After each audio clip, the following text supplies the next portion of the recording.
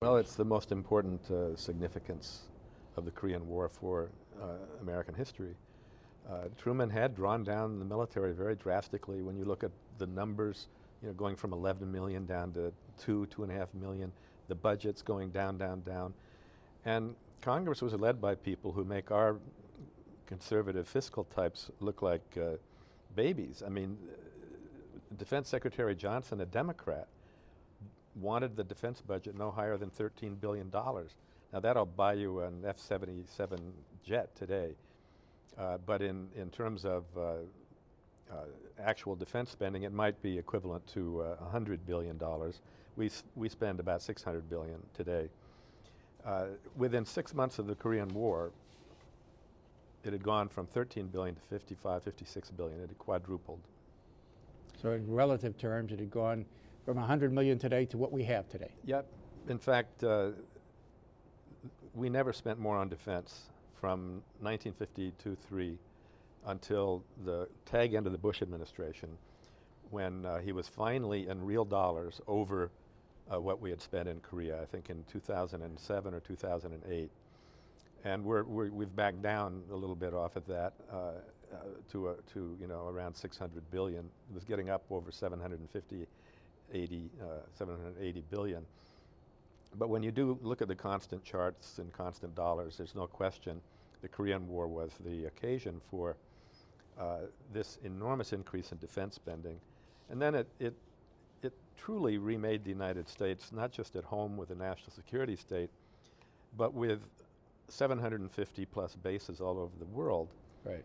That we admit to. That we admit to. Yeah. I noticed during the the NFC championship, they say this broadcast goes out to American military people in 175 countries.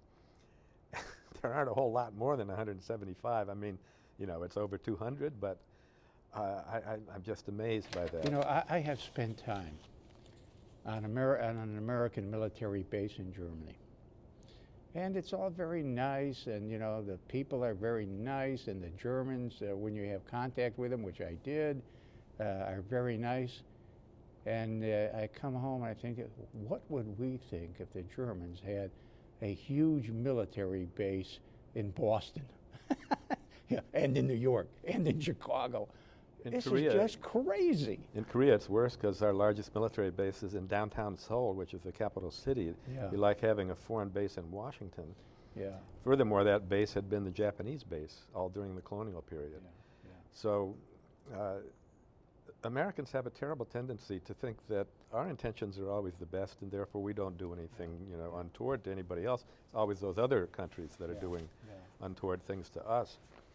But I often ask my students what they would think if Japan or South Korea or Germany or England or Spain or Italy, we all have bases over there, if they had bases here. Just think about it. And furthermore, you can't say it doesn't make a difference. It's like having someone scratching the back of your neck every once in a while, reminding you that you were not entirely independent in defense. And that if you wanted to be, you'd have to do what de Gaulle did in 1967 and say, "Dear Americans, please go home." Yeah. He said that. He said, "We'd like to be an independent country." Yeah. Get out.